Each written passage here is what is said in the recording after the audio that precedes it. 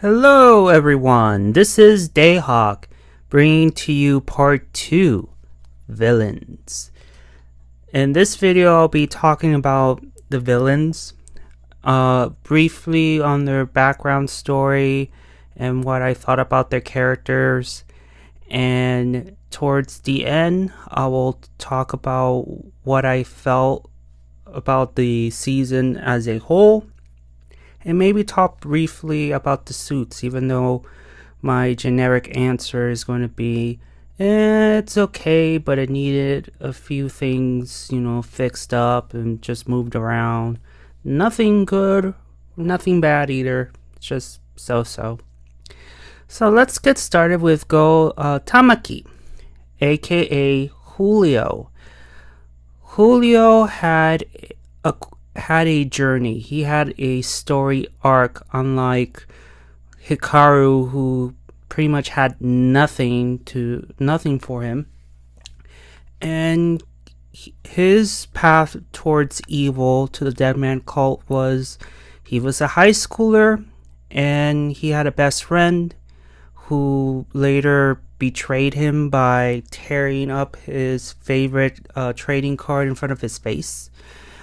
And it drove him into quitting school and led him into the Deadman cult.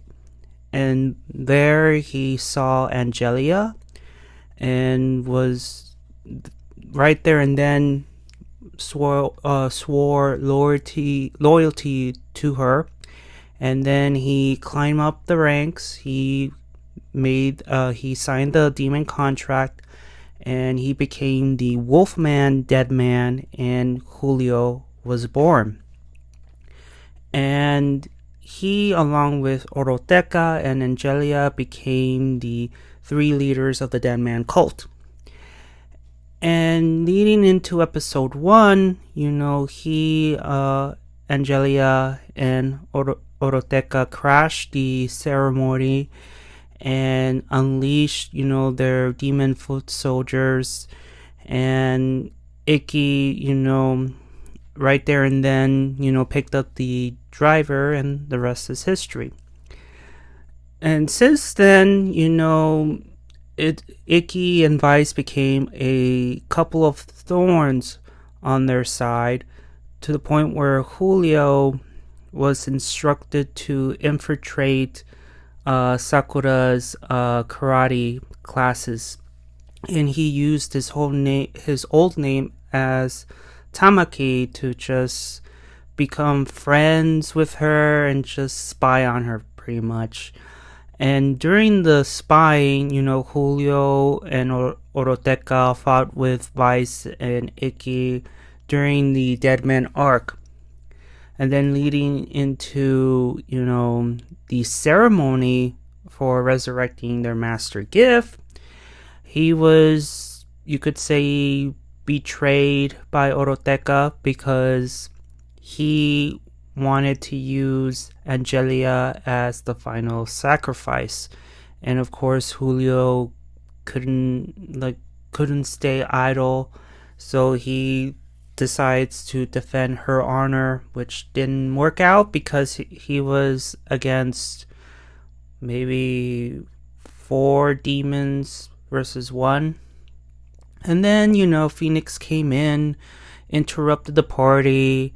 The base ends up getting destroyed. Giff is taken by Phoenix, and Julio, Angelia, and Olteca pretty much went their separate ways after they escaped. And poor Julio, he was at that point where he wants to help his mistress, but he doesn't know how, because at that point Giff is at the Phoenix base, and there's no way that 2 demons could infiltrate the base without, being met with Phoenix soldiers and all that. It's impossible. And, poor Angelia as well, she was, not yet at that breaking point, but she was like, okay, I want to rescue my future husband, but she doesn't know how. And Julio was like, just smile more, just smile, because that's the same way she did it for him at that time. And then we lead into Julio's or Tamaki's best friend. And he saw Tamaki on the news as Julio, and he wants to make amends. And he found Sakura, told his story. Sakura meets with Julio, tries to talk him into, meeting with his ex-best friend and just, make amends. That's it. And finally they did, and you assumed that everything was going to be alright until Olteca and his Giff V stamp, and you know what happened there. Julio turned berserk, and he destroyed the newly born demon. He was about to, beat Olteca, but he attacks anything or anyone at his path because he was enraged. But luckily, Ikki came in, destroyed the contract, and he became human again. And Tamaki came back. Unfortunately, Angelia was like, no, you can't protect me anymore. So she releases him from her service, and Tamaki has nowhere else to go. So Sakura thought it would be a good idea for him to move into the spa and just try to figure things out. And then fast forward, Hana is rescued. She's human again. She joins the weekend, and at that time Tamaki was doing well at the spa, even though he was treated as a punching bag sometimes, where you see him get slapped, get punched, and just being the typical comic relief. And then, he joined the weekend because he wanted to protect Hana. And then, he passed the test. And then, he wanted to be a Kamen Rider, but that moment wasn't his. Even though, in my opinion, I just didn't like how Hana had to step in, take his driver, and transform into a rider. It's just, I just didn't like how she took his moment. Then, later on, with Hikaru, he is at the hospital, and he gives the demon driver to Tamaki, and he becomes the second over demons. And yeah, that was it. Fast forward, he is helping Hana, Hiromi, and Daiji with the Bluebird project. And I have to say, I was rooting for the guy. I was really, I already predicted that he was going to be a writer. It's just the only issue I had, aside for the Hana thing, was that he was given the demon driver over to him, and he did not use the Wolf V stamp. You see Hana use her old Queen Bee V stamp, but we never got the chance to see, the Wolf V stamp on a driver and all that good stuff. So that was like an opportunity wasted. He had a character arc. I was rooting for the guy, and you have to admit, his redemption arc was pretty good. It made you want to root for him. And he himself wanted to change. He wanted to change. He didn't want to become Julio anymore, and just seeing Hana just want to change, want some measure of redemption, inspired him to do the same. and he still has the love and loyalty towards her, and and also he wants to protect everybody's smiles, including the Igarashi family, because it's because of them that Tamaki was saved. And you see him like a couple of times around the spa just helping out, and he is currently helping Naiji out, and his story, it's I like it. I like his story, and there's nothing more to say about that. If I miss anything, I do apologize. This is like a whole year's worth of memory, so I do apologize. But this particular character is the opposite of Tamaki, Olteca. And Olteca, in my opinion, is a tragic character, because the reason why he turned to the dark side and joined the Deadman cult was because his own family was very nasty towards him, especially his dad. He was very abusive due to him being smart, amongst other reasons, but that was one of the main reasons. And he was considered a child prodigy, and schools could not handle him because he was super smart for his age. He considered schools in general boring because they were never like a challenge for him. And then, over the years with the continued abuse, it's just, he was a monster created by this monster known as his dad. Then we move on to Akaishi finding him, and due to Akaishi, he led Olteca into the Deadman cult, knows the ways of Giff. He was intrigued by Giff, and he willingly joined the Deadman cult along with Julio and Olteca.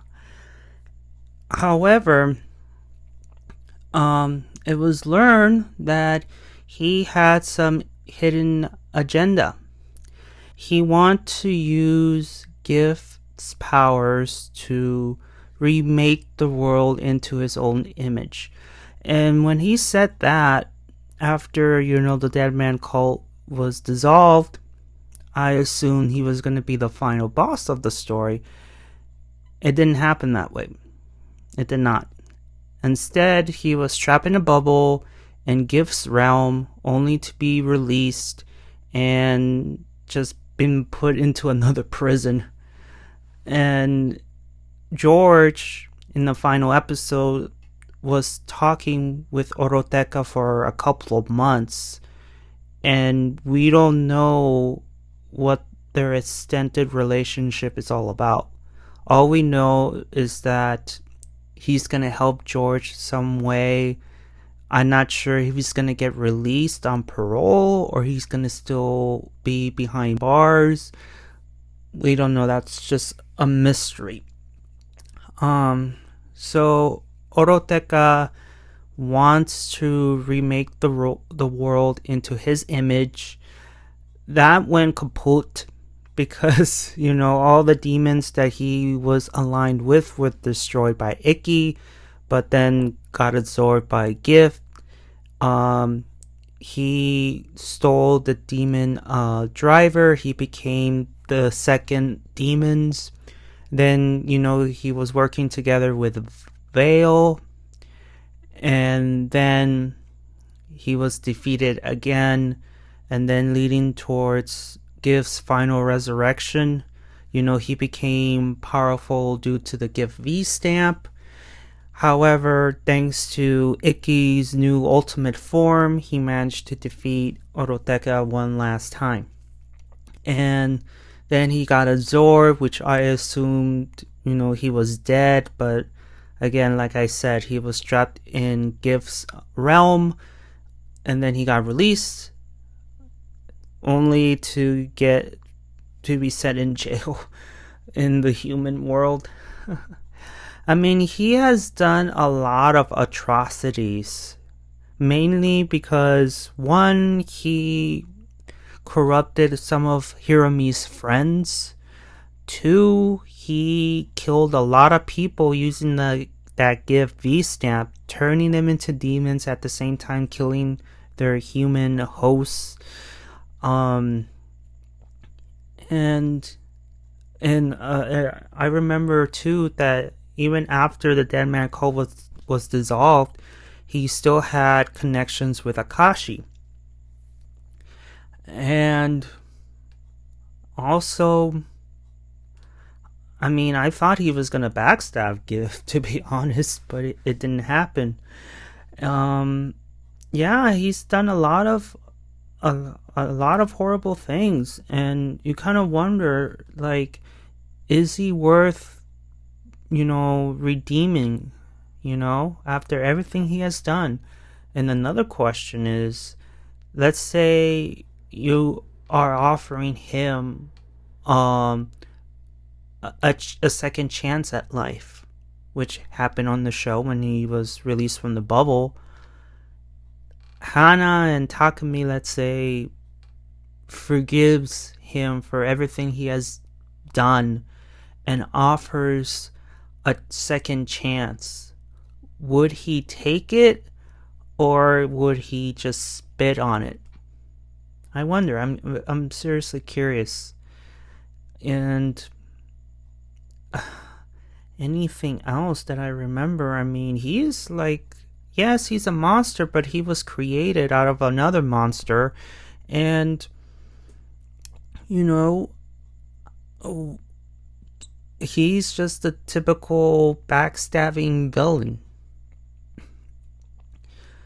So yeah, there's nothing more to be said after that, because he tried to rule by himself, but it didn't work out because he knew that he needed Giff's powers in order to make his wish come true.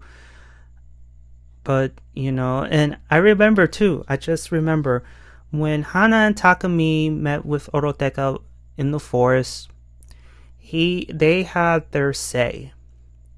And not before Olteca's like, look at you guys, like, what the hell are you wearing? Like, what's going on? Like, this, I've been gone for how many episodes, and this is it, just trashing them and just doing Olteca. And then Hana and Takumi just said, I don't forgive you, I feel sorry for you, and you're gonna spend the rest of your days in prison. I mean, don't quote me on that, but I remember a similar conversations on what they said, and I don't know, to them, Olteca is dead to them. There's no forgiveness from them. But I wonder, for the final movie, is Olteca be in that movie, and how is he going to play a role in it? We don't know yet. We don't know. Then moving on to Hana, just like Takumi, their redemption arc was pretty cool. I like it. With a sad origin story. I don't remember exactly what happened to her parents, but they died. And when she was a little girl, these cultists were telling her that she is chosen to become the demon lord's wife. And she has been living a lie. She was living a lie. And she grew up, thinking that she's going to be a bride and be ruling next to her demon husband, but it wasn't the case. She grew up, she became one of its leaders alongside Julio and Olteca, and she was the leader. To me, she came off as the main leader. and you see her like get intrigued with Sakura, and at that time we didn't understand why she's so interested in her, to the point where she gave Sakura an open invitation to the Deadman cult. I don't remember what was her reason behind that, but I don't know. Maybe you guys in the audience will tell me what was her maybe obsession is a strong word, but what was her reasoning for going after her, and just have Julio be a spy, you know? So leading to the ceremony, you see Angelia in a wedding dress thinking that Giff is gonna be reborn, and I remember she had like a wedding bouquet, whatever, and she's just waiting, and then Olteca just killed everything and just told her that you're not gonna be the bride, you're gonna be the sacrifice, you're gonna be like holding Giff's soul, something around those lines, and her whole world just came crashing down. And then leading towards their separate ways, Angelia is desperate in getting Giff back, but again, there's only 2 demons against how many soldiers in that spaceship? It's like, how are you gonna break in? How? And then when Giff was absorbing souls up until the end, you get to see Angelia seeing the coffin just float around, and you see that scene where they both meet, and Giff just sticks out his energy hand, whatever, and just caresses her side face, and just slaps her and just discards her. And that's what broke the camel's back. Her world came crashing down at that point, because after Olteca got absorbed and Giff teleported himself away, she became a lost soul. She doesn't know what to do. She doesn't know what to do anymore. Like, she is lost. She has nowhere else to go. There's no purpose. It's just everything she grew up in was a lie. To the point where you get this feeling that the reason that she is asking for Sakura to fight her is to end her life, to end her existence, because she has nothing. She has nothing. And then Sakura, herself was getting lost too, and Angelia was pissed off, like, what is this? This isn't you, like, what's going on? And she was holding back. And then after the brief talk with Ikki, and, pleading with Ikki, can you save her? But Angelia, was upset. She didn't want Ikki to be the one to end her. She wanted Sakura, and she understood.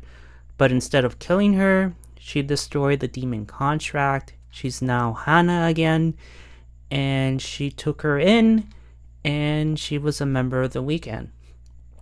And she wants to help Sakura around, and then she became a rider. But before that, she had a brief talk with Dr. Karizaki, and that talk was all about, I understand that you have a past. We all do. We all sinners. But for you, you have embrace Angelia because she is part of your past. But you could also use her as a way to rebuild your future. And that's where she came up with the name Kamen Rider Angelia, because she embraces her past and she is using her old name to carve herself into a new, brighter future, you know? And then, we have a few fights during the Giff War, and ultimately, alongside Tamaki, they help in planning the whole stage fight, with Vice and Icky, and you see them in the audience, quote unquote, watching Icky and Vice fight for the last time. And then once Icky's memories returned, everybody came in and just hugged them, and they were part of it. And she is also part of Daiji's project in the Bluebird project thing. So, yeah, I mean, she had a story arc as well, and I enjoyed it. I really enjoyed it. What I didn't like was, again, with the whole Kamen Rider thing, it was supposed to be Tamaki's moment, but it was stolen. What I enjoyed too is that during that episode where where Angelia wanted to end her life, quote unquote, Sakura took her to a carnival. And it was the first time that Angelia ever went to any event like that. And to see her smile and having fun just like brings joy into my heart. And you see the girls just eating ice cream, corn dog, and just having that happy moment until the final hour of their fight. And Sakura made the right choice. And she even said, like, look, you may hate me for this, but I'm not going to kill you. What I'm going to kill is your demon contract. Sakura gave those two a second chance at life. And look at the results. Because of Daiji, their sentences were suspended. They could get houses. They can work. They can go on as normal, everyday people. And it's something that I wish Olteca would have taken that chance. But again, I don't think that he's the type of person that wants that chance. I don't think it. I just feel like he doesn't want it or need it. But we'll see with George how he's gonna, with George and how he's gonna deal with Olteca. But, that's either here or there. But with Hana, just like Takami's story, I mean, with those two, gives us, the audience, a lesson that everybody can be redeemed. Everybody can be saved. If, of course, that person wants that second chance. And they worked on their second chance. They got redeemed. Hell, Hana, after the Gift Wars, wanted to turn herself in. I'm sure Takami wanted to turn himself in too. They put in the work. And the rewards, you saw what happened there. They have new friends. I believe that they consider the Igarashi family their family, and they're living their normal lives now. And I like that, redemption story, because it's just to see somebody, from a villain into, like, we don't know if he's gonna turn good or still remain evil, but at least you get to see that person who wants to change, and they did the work. It was painful, but at the same time, it was worth it, and you've seen the results. And I enjoy that very much. Now we hit Vail. Vail is the typical vengeful demon. And Vail, as we know, is Genta's partner. Just like Ikki is with Vice, what the hell. And then Kagero with Daiji, and of course Lovey and Sakura. Vail, you could say he's like the type of demon that embraces being a demon. That he is what you're supposed to be as, if it makes any sense. He was nagging at Vice for him not being a true demon, to the point where Vice went to Ikki. He was doubting himself because he's just letting Vice's words poison his mind. Luckily, Ikki had his pep talks, and afterwards, he was unfazed by by Vail. Sorry, I got those mixed up.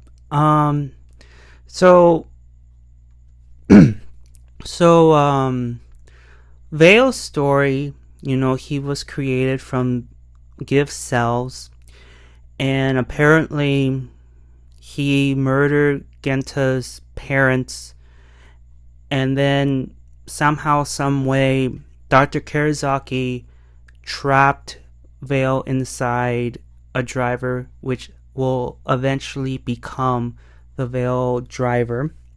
He gave it to Genta, and hence Kamen Rider Vail was born. And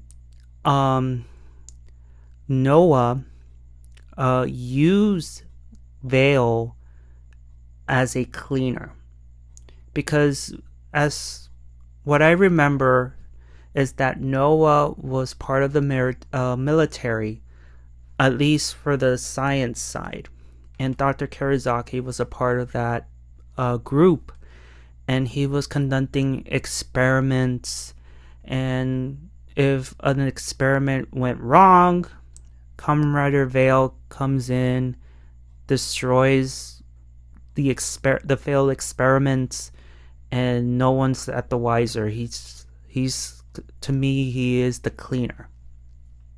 However, Genta at that point was like, he doesn't want to be used anymore. He wants to have a normal life.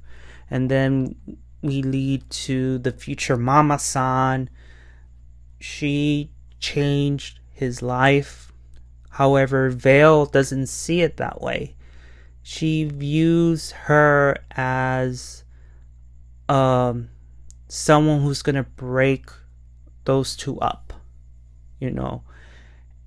However, when Genta knew the truth about Vail killing his parents, that's when everything fell apart.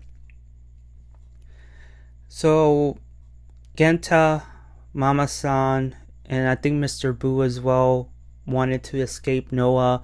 Vail, on the other hand, didn't want them to leave because, Vail is very possessive, and before the whole Vail miniseries, I viewed him as the one who got dumped and doesn't want to accept that he got dumped. And so they tried to escape. Vail tried to stop him. However, yet again, Dr. Karizaki came in, trapped Vail, only this time into the demon driver. And however, Dr.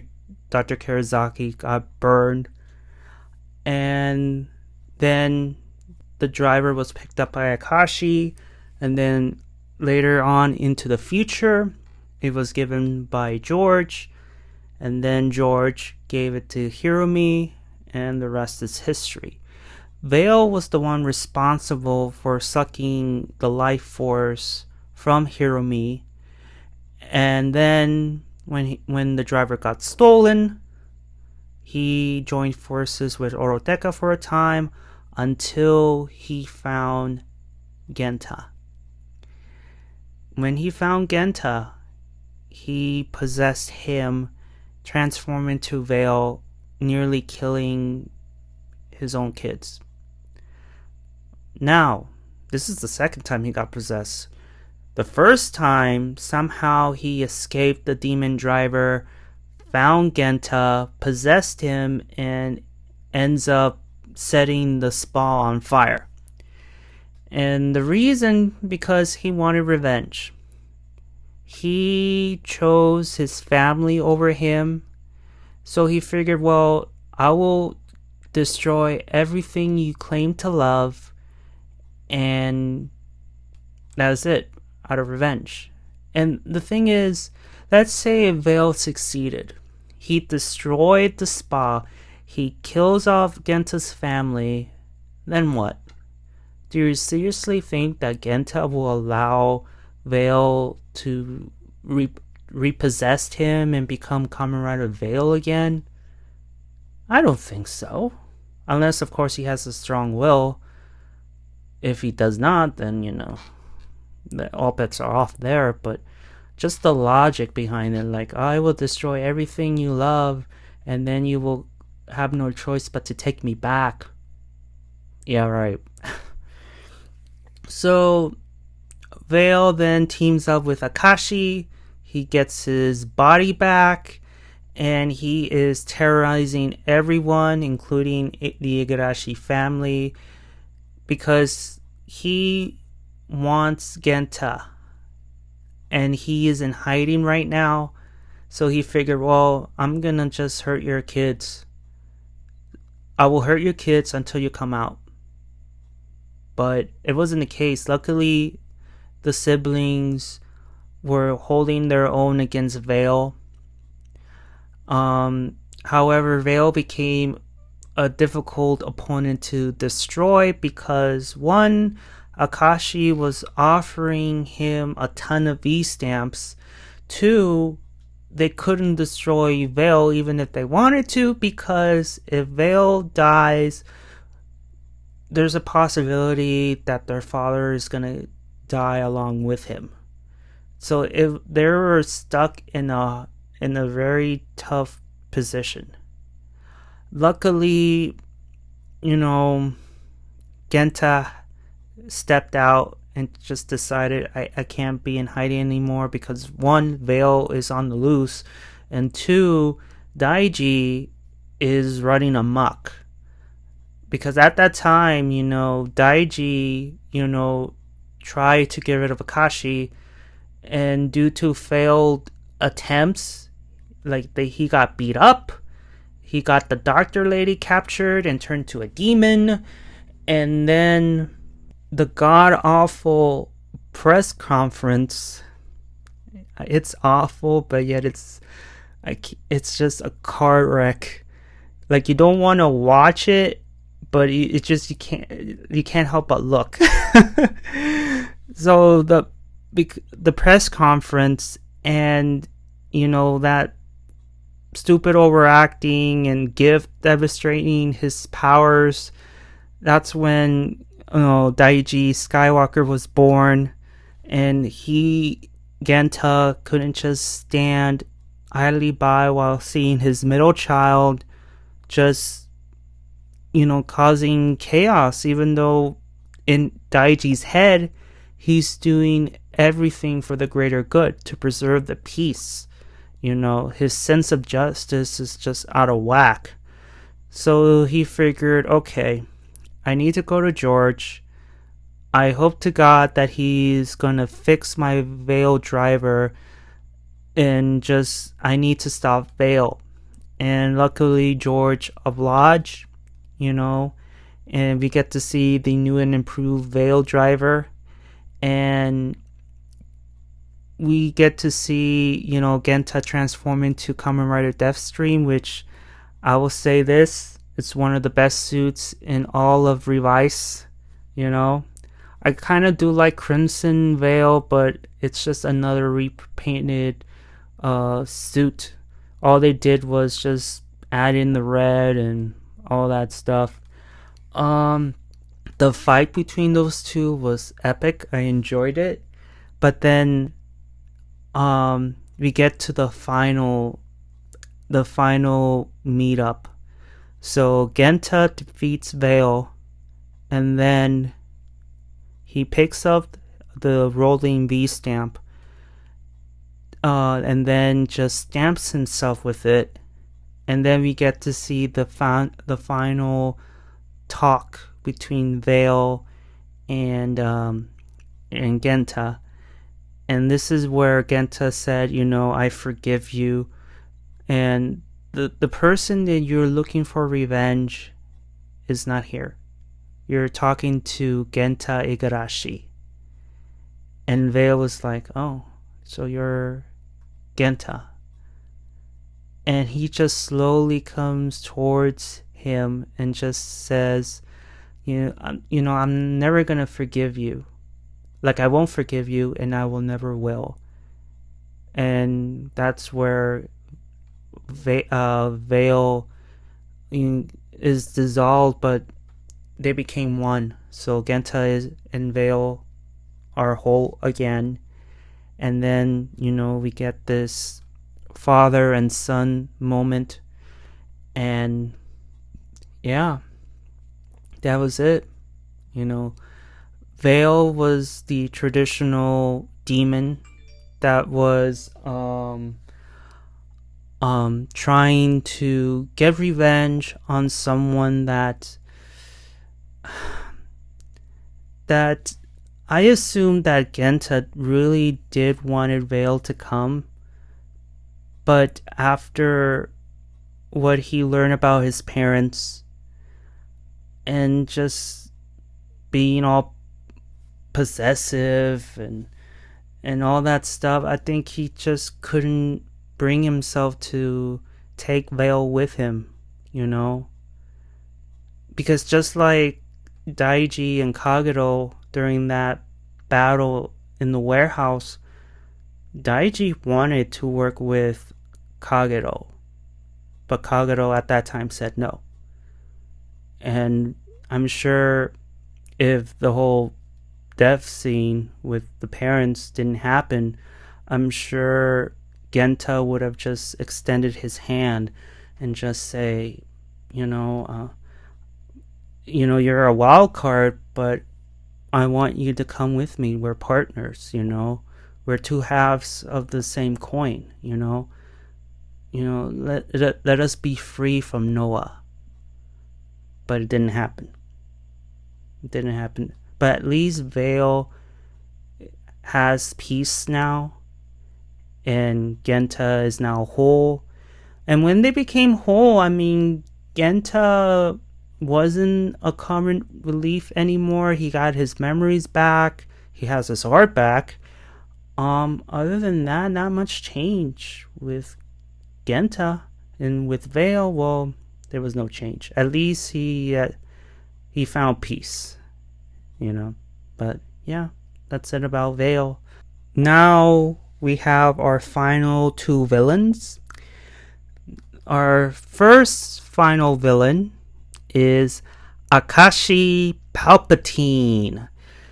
Yes, I know that's not his last name. I get it. However, due to his first appearance onto the Giff Wars until his final end, he was acting more like Palpatine from Star Wars to the mouth of Sauron from Lord of the Rings. He is all those things in one. And at first, when I first saw him in the first episode he appeared, I was like, please do not make him into the villain. And I was right. He was one of the main villains. And I don't want to base it on looks, but it's just when he came out and just he had an appearance of a villain, and his mannerisms are all like, what a villain is supposed to act, I guess. He is a little bit cuckoo for Cocoa Puffs. He is loyal to Giff to a fault. In his origin story, well, he is an immortal. Apparently, he was ruling a kingdom. We don't know where, because what I know about Japan is that they have clans, but they never had their own kingdom, unlike ancient China or Rome or South Korea. Like Japan, I don't think they had their own kingdom, unless maybe he came from a different country altogether. Either way, he was a king, and when he saw his own people getting slaughtered by Giff, and Giff was about to turn to the rest of humanity, that's where Akaishi stepped in, offered Giff, like, can I be your advocate? I will, lead humanity in the hopes of embracing you, And this relationship also reminds me of Galactus and Silver Surfer, because Silver Surfer was a superhero who is supposed to find planets for Galactus to eat. The same way, Giff is to Akaishi. The only difference is that Akaishi and Silver Surfer is trying to prevent a massive bad event to happen, like the destruction of Earth and humanity and all that. I have to say, though, Akaishi, even though he was a villain of the story, he went out of his way to just stop Giff and just say, hey, please spare humanity. I will, be your herald. I will convince people to worship you. Just please do not destroy humanity. And that's where Akaishi made a contract with him. He became immortal. And since then, he has been trying to spread the word of Giff until the current timeline. And, he was a part of creating, I think, Phoenix or Noah. But here's the thing. Akaishi was the one responsible for creating the Deadman cult. That I know. He's the one responsible who brought Olteca in. And he was the one who just was the puppeteer of everything. He was the guy who just moved all the pieces behind the scenes. And it was because of him, unfortunately, he is responsible for Hiromi's, issues with the demon driver, with the whole Vail thing. And he's responsible for, the corruption of Phoenix. And, he kidnapped the doctor lady, turned her into a demon, and which leads into the god-awful press conference. But before that, he extended his hands to the Igarashi family because he said that he can give cells within them, and he was offering them as, come and join me and we will welcome Giff together, because you're his descendants, so it should be appropriate, I guess. But of course, the kid said no. But Daiji Skywalker here was all concerned about, trying to rescue the doctor lady and trying to capture Akaishi. And then the press conference came in and everything went to hell after that. And when Akaishi had Daiji working for him, he viewed Daiji as his own son, to the point where you see him just hugging him a little bit, and then you see him touching Daiji's his side face, and you see that look. You could see that look on Daiji's face. It's just like, what the hell is he doing? He was so, like, he was annoyed, uncomfortable, to the point where Daiji just went full blast on Akaishi, saying like, dude, what the hell are you doing? I'm not your friend. I'm not your son. I'm not your son. And he ends up leaving, and you can tell by the end of that scene, Akaishi was like, his heart was broken. He went sad. And then it leads to, after the killing of the doctor lady, he went on his own.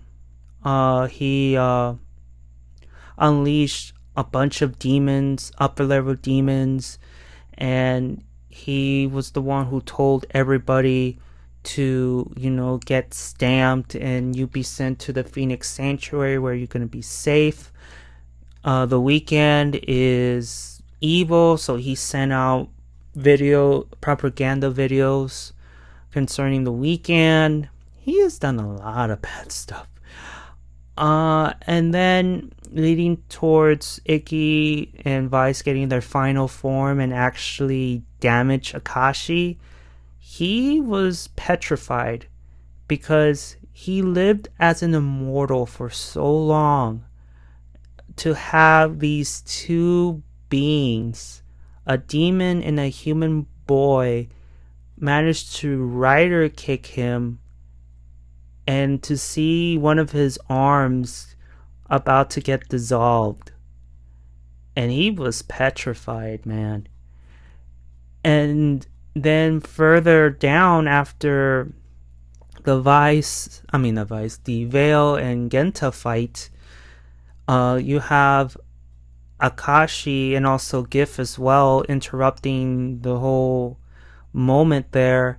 And then Ikki managed to kill Akaishi. However, Giff resurrected him only to get fired after, because he had his chance. Like, you've been on this earth for how many decades and you haven't done anything? There's no change? So no wonder Giff is like, no, that's it, you're done. You had your shot. But of course, Akaishi is wanting to win over Giff's favor once more, so he ends up trashing his own sanctuary. And then Giff came in and Akaishi said, look, I'm offering you my immortality to serve you once again. Just give me the strength and power to remove all your enemies. And he did. He transformed into a demon with more power, only to, get destroyed once again by Daiji. And the way he went out was like, yeah. I was, how he said it, like, I think he was proud of him making that blow. And he got dissolved and he was killed off. Akaishi, he is Akaishi Palpatine in the mouth of Giff. There were scenes during the Giff Wars that reminds me a whole lot of Revenge of the Sith. With Daiji, leading the demon foot soldiers, to Daiji being defeated, Akaishi transports himself and just pats Daiji on the back because Daiji was laying face first on the grass. And then he just, before Ikki was, manage to reach him. Akashi's like, you're not taking my family away. He disappears. And the whole press conference at the pier, the overacting, I'm not sure if that was his idea or the director's idea, but either way, the overacting wasn't bad, but it was just funny. I understand the purpose of it, because the whole idea, the whole plan was to stage this press conference where you get to see the demon lady come out and just attack everybody who is attending the conference. Then you have the writers stepping in and trying to save everybody, while Akaishi is still mouthing off that, hey, like, the demon is powerful, our writers, our heroes cannot hold her off, and we have to give in to Giff. Giff is gonna save humanity, but if humanity were to turn his back on him once more, he's gonna destroy everybody and everything on this planet. And then Giff comes in and demonstrates his powers. He unleashes energy balls up to the point where he ends up destroying the Phoenix ship, which landed itself down the water. And then Akaishi being quote unquote killed off, and yet he tries to stand up and just continue talking through the microphone, thinking that, oh, I'm gonna die, and just ends up quote unquote dying on the freaking stage. Talk about overacting here, but it served its purpose. I get it, but by God. And then you have the final confrontation with Weekend Papa and Akaishi. They fight, and of course, they have their moment together and just talk man to man. And he took the family photo the Weekend Papa had and just talked like, this is your family, and like, yeah, they were killed by demons because of you. Oh, okay, I get it. They had that brief talk, and then he ends up walking away.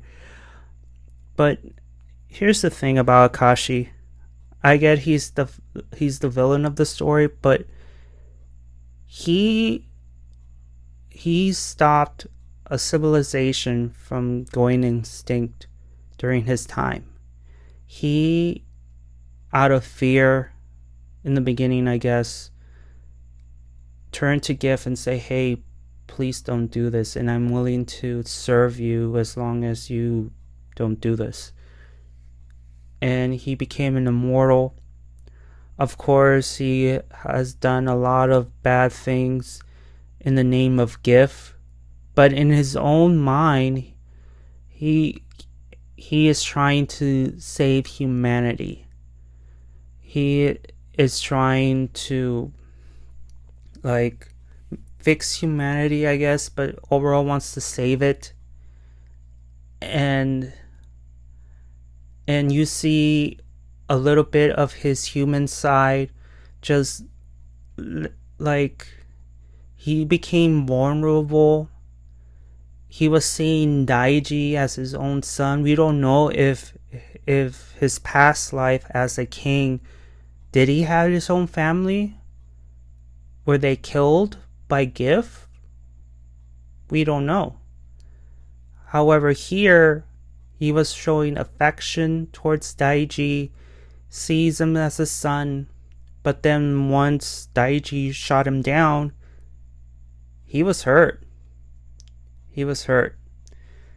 So, to me, in my opinion, he wasn't a traditional villain. We get to see a little bit of his... We get to see the curtain come down just a little bit. See a little bit of his humanity. And up to that point where, Giff fired him, and then he wanted to kill everybody to show his loyalty, and then everything fell apart. However, to his final end, Akaishi was never angry at Daiji for pulling that trigger. He was never angry. He was never sad either. He was proud of him. He was proud. Because I think he knew that Daiji was willing to take his place as the next advocate for Giff. Because he even said, while he was talking to Iki and Sakura and the rest of the heroes, that Daiji is gonna be my right-hand man. He's gonna be helping me lead humanity into the right path, into our perfect utopia. So again, Palpatine, and you have Darth Vader. A lot of references in Revenge of the Sith. And then, of course, Vader didn't do what he wanted to do, was to kill his master. Daiji, in a way, quote unquote, killed his master. And he was about to become the next advocate, the next mouth of Giff. But luckily, thanks to Vice, it didn't happen. It didn't happen. But, Akaishi, he crazy. He, along with Dr. Karizaki, were the main characters responsible for this whole mess. More so in Akaishi than Dr. Karizaki, but still, they were the ones who caused all this mess. Other than that, from what I can recall, I think that's it for Akaishi. I think that's it. So we have the final villain of the story. We have Giff, the demon lord, the demon god. He is responsible for pretty much everything that went down on Kamen Rider Revice. And to this day, we don't know where he came from. Is he an alien from outer space just like Evolt? Or is he indeed a god from another realm, another universe? We don't know exactly where he came from. All we know is that he has his own realm. And yet, it's still a mystery. But then we get into his background that the reason he came to Earth is because he feeds on malicious energy. In other words, dark energy. And he was amazed by mankind's ability to give birth to such energy. So he figured, okay, well, I'm gonna go visit this planet and coexist. But I don't know, maybe in the back of his mind, he wanted to rule these human beings in the earlier stages of humanity. And as time went by, many civilizations that rose and fell view Giff as a malevolent demon. And one of them was annihilated overnight just by just for opposing him. And Akaishi came in, and then the rest is history right there. So Akaishi, said, hey, please don't do it. I'll become your advocate, and so on and so forth. So Giff made a deal with him, turned him into an immortal, and he went to sleep up until 1971, I believe.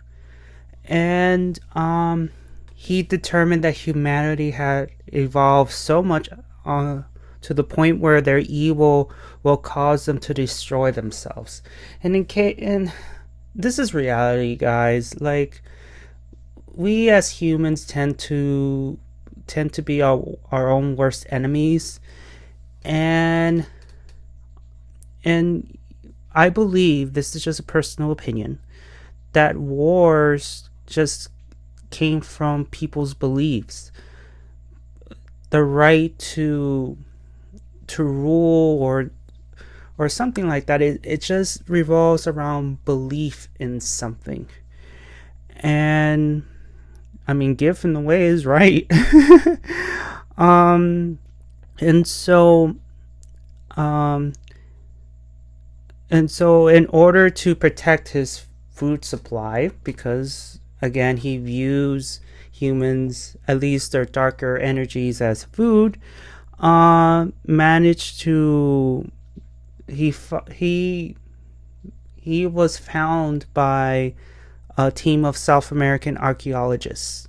He arranged all that. He just, hey, I'm buried here, come and unbury me.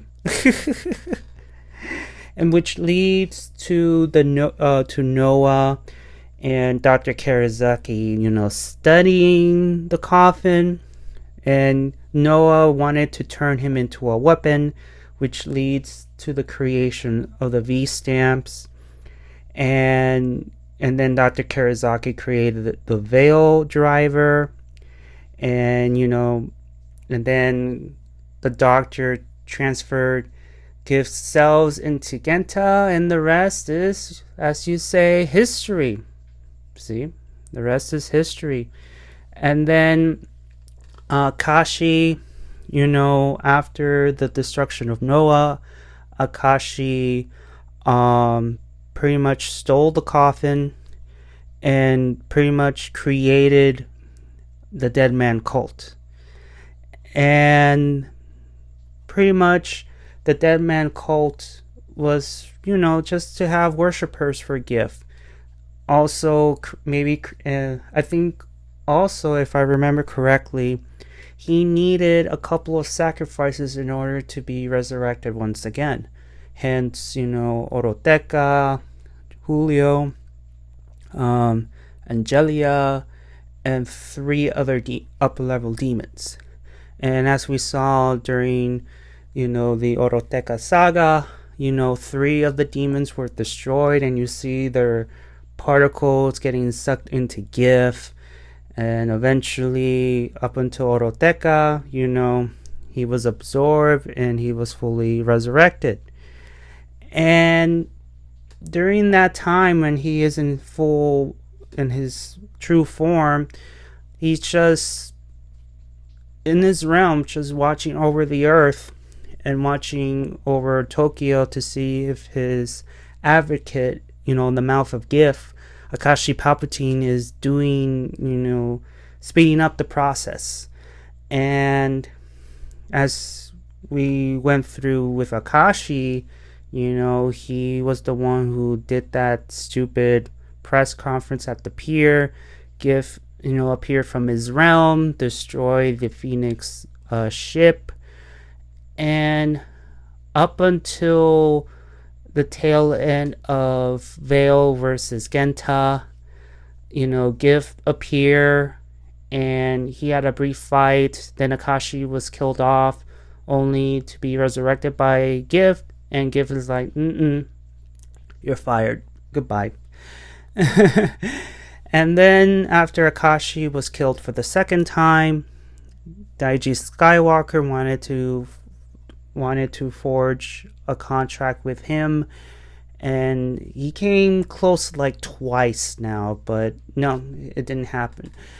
And then, and between a few episodes, he was without a voice until Vice was captured, and then that's where Giff begins to speak the reasoning why, he is doing this. And he views humans not only as food, but he also sees humanity as, I don't know, like a bane of their existence, because he views humanity as these species is going to destroy each other, and they're imperfect. They shouldn't be existing in this world. Once I take control of the planet, they will become perfect. Hell, he might, remake the world into his own image. Hence, when Giff was possessing Vice, he was offering his hand towards the Igarashi family. That you're my siblings in a way. I consider you family. Together we can create our own Adam and Eve, and we're gonna create our own utopia and all that supposed good stuff. But of course, Giff wants to enslave humanity, regardless if his intentions were true. And so, but the problem was, the reason why Ikki, Vice, and the others could not make a dent towards Giff is because he is an immortal. They couldn't do any damage to him until they discovered the key to his immortality. So Vice went back inside his realm only to find the Giff coffin. I was confused because the kids assumed that his true form, that, where he walks and all that stuff, was not actually his true form. His true form is the coffin, which to me didn't make sense. Unless he had two bodies. But no, I read carefully that apparently the Giff coffin that's inside his realm is the symbol of his immortality. Once it's destroyed, then he's mortal.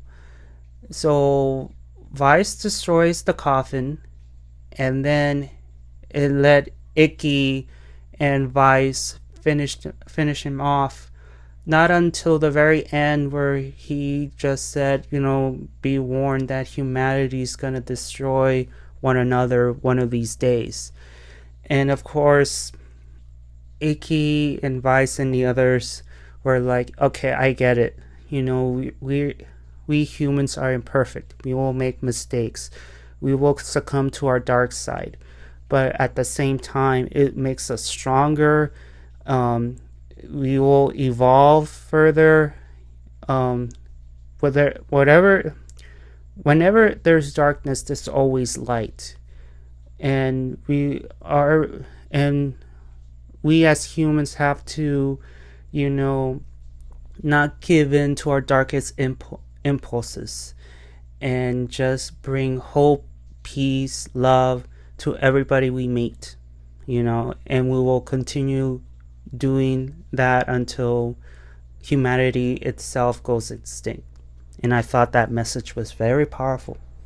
And then he went kaboom. He went kaboom, and that was the end. And what can you say about Giff? I mean, he was a demon lord who wanted to feed on humans' negative energies. He wanted to rule the world. He wanted to create a utopia for the Igarashi family to rule aside with. And just, he's the typical villain that either wants to destroy the world or wants to rule it. There's no ifs, ands, or buts. But some of the things that Giff said, makes sense, and it's true. But also what Ikki and his family and friends had told Giff, it's also true too. So yeah, I mean, that's all I can really say. It's just a one-dimensional villain, you can say, with no redemption whatsoever. He just wants to rule the world and just destroy humanity. Save some, destroy the rest. That sort of thing. Alright, so he is the last of the villains. Next, I'm going to talk about briefly what I think about the show as a whole. I believe that Revice is better than Saber, and it broke, like it went, how you say it, you could say it broke Zero One's record, you could say. So Revice is on top for now, then you have 01, and then you have Saber. It has its problems, and I already stated in this video or my previous video. The suits, like I mentioned before, they're okay, but my favorite suits were Papa-san's suits, with when he became Vail and when he became Deathstream. And I do like Kamen Rider Evil's suit. Those are the only three I like. The rest, they're okay. Well, they're okay, but they need to be a few tweaks here and there. Yeah, and I see myself like getting a DVD and watching it again.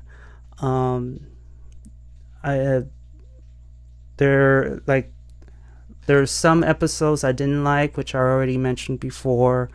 There are other episodes, they're good episodes that I enjoyed. It has a lot of powerful lessons, and the main topic of this whole season was about family. And it's something that in the past seasons didn't do that as such. You have Fose with friendship.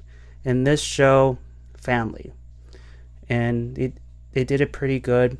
The show has a bittersweet ending.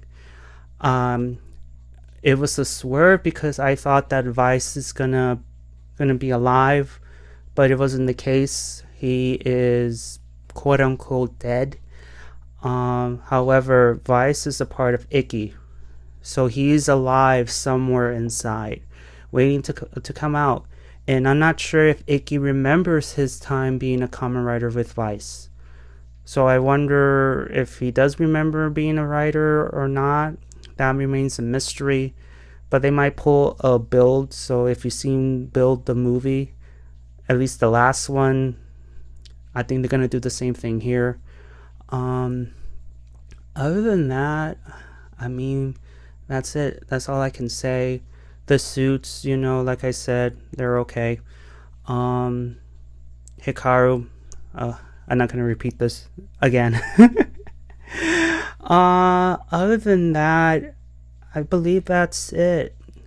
My final words is you know, thank you Revice for entertaining me throughout the year. The actors did a job well done. I'm gonna miss them, you know, and you know, let's end it with thank you Revice. Thank you Revice. Thank you Revice. Thank you so much Revice. I doubt that you guys are listening to this video and know a little bit of English here and there, but I would like to say thank you for entertaining me, and hope to see you in other projects. And yeah, what more can I say but thank you. Alright guys, this is the end, and I will see you all on the other side of Oblivion. Also, don't forget to like and subscribe, and if I miss anything at all from my heroes video or my villains video you want to add, just write in the comments below. Tell me who is your favorite hero, tell me who is your favorite villain, and just tell me, did you like Revice or you didn't like Revice, and what would you change? And just tell me all about it, you know. Let's be interactive. Alright guys, thank you so much, and let's do the same for Geets, shall we? I'll see you all on the other side of Oblivion. Johnny! Thank you, Revice.